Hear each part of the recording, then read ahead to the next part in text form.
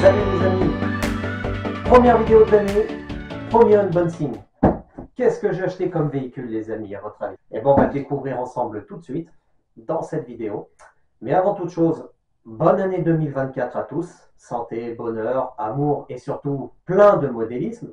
Et enfin, je tenais à remercier notre ami Cyril de chez Gulliver, donc sa boutique plus précisément, qui se trouve en Haute-Savoie, qui m'a vendu ce véhicule.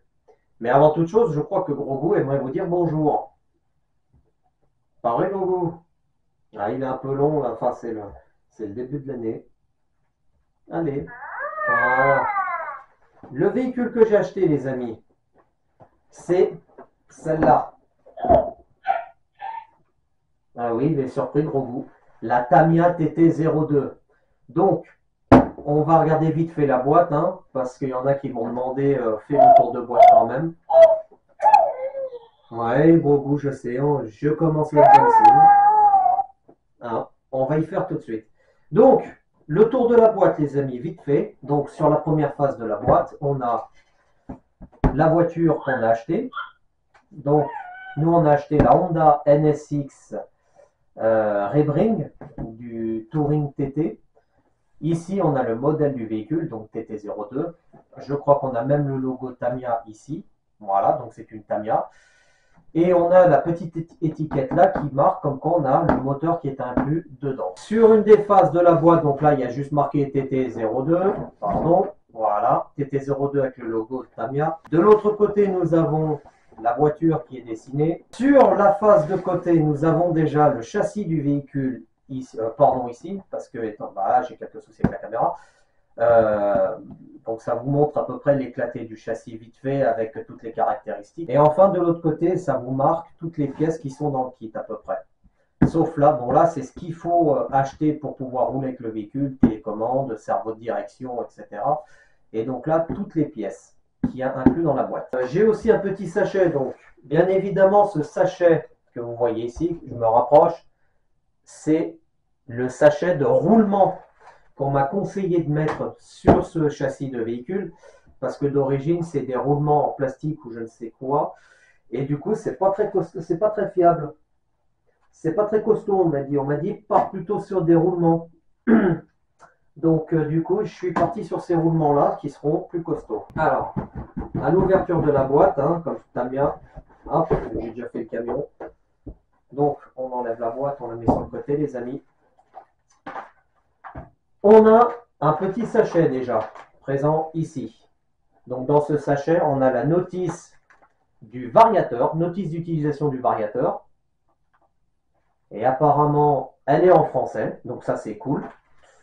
Mais ça, on va la voir, on va y regarder après les amis, je pense. On va y voir tout de suite après. On va d'abord faire le checking de toutes les pièces, etc. Évidemment, chez Tamiya, voilà, c'est une maquette qu'il faut monter de A à Z.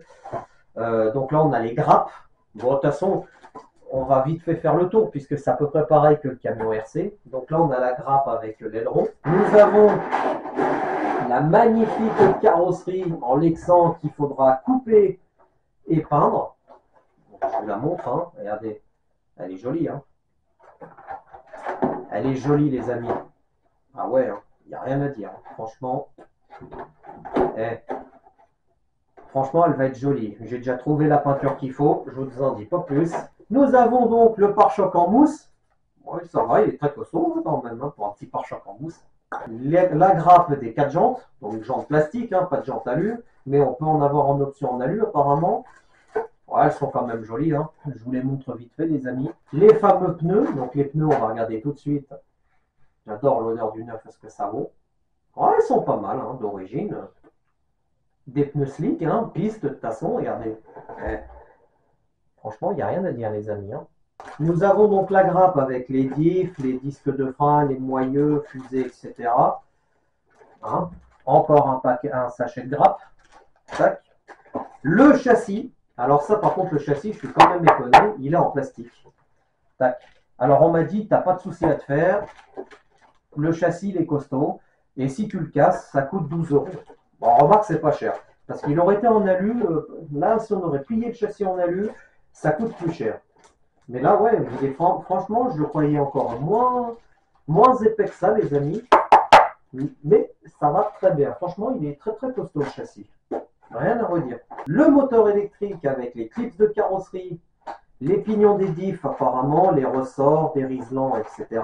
Normalement, non, c'est pas du plastique. Je ne sais pas qu'ils ont fait ça.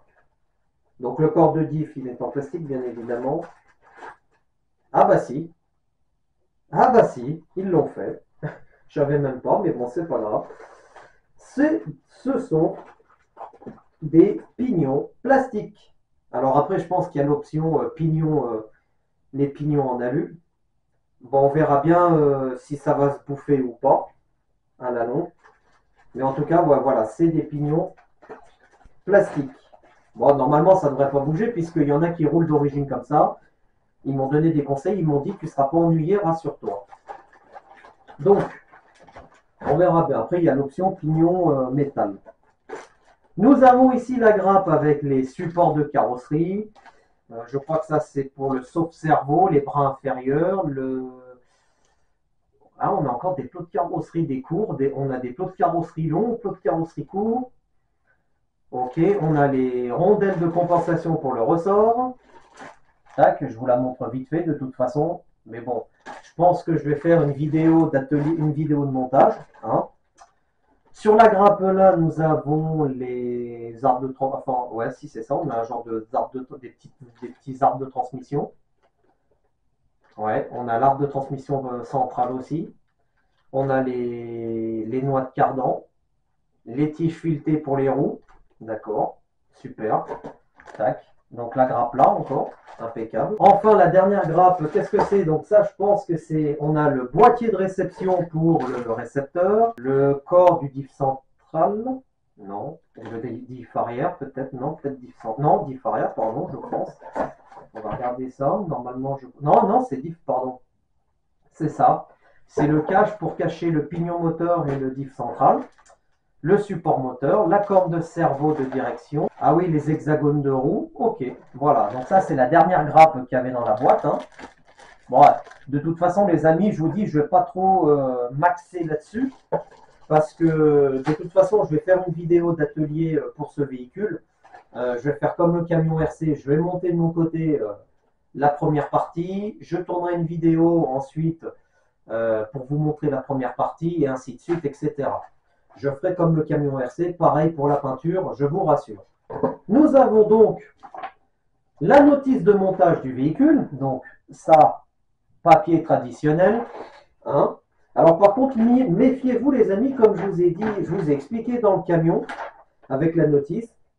La notice papier, des fois, il faut faire attention parce qu'ils vous disent, par exemple, il faut mettre telle pièce, mais des fois, on n'y voit pas très bien sur le papier qu'est-ce qu'il faut mettre comme pièce. Nous avons ici, je crois que ça, c'est la déclaration de Tamia.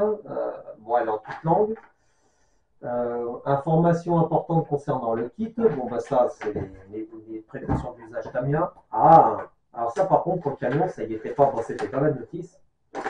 Nous avons la notice pour la carrosserie, les amis. Ça vous explique tout, comment il faut peindre, comment il faut poser les autocollants, etc. Ah, c'est cool. D'accord. Moi, je vous la montre vite fait. Hein. C'est papier classique hein, chez Tamia. Hop, plié en 3 exemplaires, enfin en 3, plié en 3. Voilà. Donc ça se fait comme ça. Pareil de l'autre côté. Le petit brin d'antenne pour la radio, enfin la réception radio. Qu'est-ce que nous avons là? Ah, là nous avons donc les autocollants, la pochette d'autocollants. Alors je regarde juste une chose. Ah oui. D'accord. Bon, par contre, il ne faudra pas se cuter sur la pose des autocollants parce que sur le camion, je n'y avais pas fait, mais là, il va falloir que je fasse attention quand même. Hein. Je vous montre la planche d'autocollants, les amis. Donc voilà. Rapproche-toi un petit peu plus de l'objectif. Voilà, donc rebring, première partie des autocollants. Et voilà. Et il y a même la notice pour vous expliquer comment décoller les stickers et tout. Donc ça, franchement, c'est super. Et on a même dedans, de ce côté-là, regardez, la feuille jaune. La feuille jaune qui est dedans, les amis, je vous la remonte parce que je crois qu'elle n'a pas été bien vue. Voilà. Là, on va se rapprocher un peu plus. Pardon. Tac. Cette feuille jaune, en fait, c'est le masquage quand vous voulez peindre votre voiture. Non, franchement, c'est cool. C'est impeccable. On va s'amuser à monter cette voiture, les amis. On va se faire la vidéo d'atelier prochainement pour vous faire découvrir ce fameux montage, ce fameux kit Tamiya TT02. Hein. Donc les jantes, alors par contre les jantes, j'ai vu qu'il y en a qui les avaient peints. On verra si on les peint, nous, si on les laisse couleur noire, mais ouais, on verra. Alors par contre, il faut que je regarde une chose sur la boîte, les amis, bougez pas. Est-ce que c'est en option? C'est ça, c'est des options, d'accord, parce que... Ouais, il y a des options, excusez-moi, je croyais qu'il y avait dedans les mousses pour les pneus, mais non, non, c'est une option aussi. D'accord. Bon, j'ai pris peur, j'ai dit putain, ça y est, ils ont pas mis les... Ils m'ont oublié quelque chose. Non, non, donc c'est tout dedans. Tac.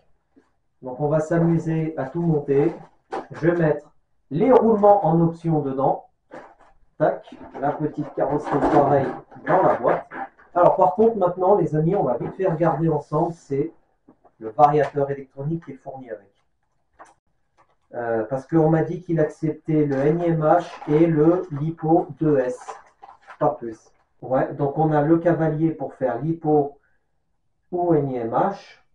On a aussi un cavalier pour faire marche avant neutre, marche arrière. Ou alors on a que frein, marche, on a frein, alors frein, marche arrière, ouais, frein, marche arrière. Ou alors on a frein, neutre, marche arrière. Ou alors on a que frein et neutre, on n'a pas la marche arrière. Ou alors on a que le frein et la marche arrière. C'est le WP, c'est le 1060 RTR. C'est le 1060 donc on a donc c'est un ah il accepte le 2S, le 2 et le 3S. Ouh d'accord. Donc là on a il fait 180 ampères je crois, si je ne dis pas de bêtises les amis. Lipo 2S 3S, Servobet 3 ampères, ouais c'est ça, il fait 180 ampères. Bah, c'est déjà pas mal et qu'ils fournissent avec le variateur comme ça d'origine, franchement les amis c'est top. Donc, nous avons les prises pour les prises plus et moins pour brancher sur le moteur. Et on a la prise Tamiya. Alors moi, cette prise Tamiya, je vais la gicler et je vais mettre une prise EC5, tout simplement. On a la notice, je vais faire vite parce qu'en fin de compte, j'ai oublié de charger ma batterie de caméra comme un fait. Voilà. La notice donc du variateur Tamiya. Voilà. Vite fait. Mais bon, la notice, de toute façon, nous, on va en avoir besoin après pour faire le bec ou les bêtises comme ça. Mais bon, ça nous explique ouais, les problèmes, les différences entre version brochette et puis brushless. Hein. Par contre, le moteur, bah si, remarque, s'ils ont inclus le moteur, c'est un moteur brushless, brushed. Non, brushless, pardon. Quoique non, quoique des fois, comme si ça fait comme dans les crawlers, les crawlers, ils ont des moteurs charbon, puis ils acceptent le 2.3S, parce que ça tombe pas vite. Là, ça risque de pas trop tourner vite quand même. Donc, les amis, on va, je dis bien, on va s'occuper du montage de ce véhicule. Hop, hop. J'ai déjà trouvé le cerveau de direction. Je sais où je vais le prendre. La télécommande, je l'ai déjà. C'est la Futaba 3PV. Il me faudra juste acheter un récepteur. Et peut-être une prise C5 pour aller avec. Pour aller sur le variateur et ensuite la peinture et le véhicule sera prêt à tourner. Tac. Donc du coup les amis, ce qu'on va faire, hop, on va mettre ça dedans comme ça, la carrosserie par-dessus, on va fermer la boîte, on va éviter qu'elle prenne un peu la poussière vite fait, tac. Du coup les amis, on va se retrouver pour les vidéos de montage de ce magnifique véhicule. Encore une dernière chose les amis, je tenais à remercier encore une fois Cyril de chez Gulliver. Pour ceux qui sont de Haute-Savoie, n'hésitez pas à aller le voir, c'est un très bon copain à moi. Sa boutique, elle est top. Elle est petite, mais il y a de quoi faire dedans. Avant que je vous quitte, les amis, vous me direz ce que vous en pensez de la qualité de la vidéo, l'éclairage, etc. Puisque c'est une nouvelle vidéo. Voilà, bah lui, il est content parce qu'il a fait waouh. On va se retrouver prochainement pour ça. Voilà. N'hésitez pas en commentaire à me dire ce que vous pensez de tout ça. Et moi, je vous dis à bientôt, les amis.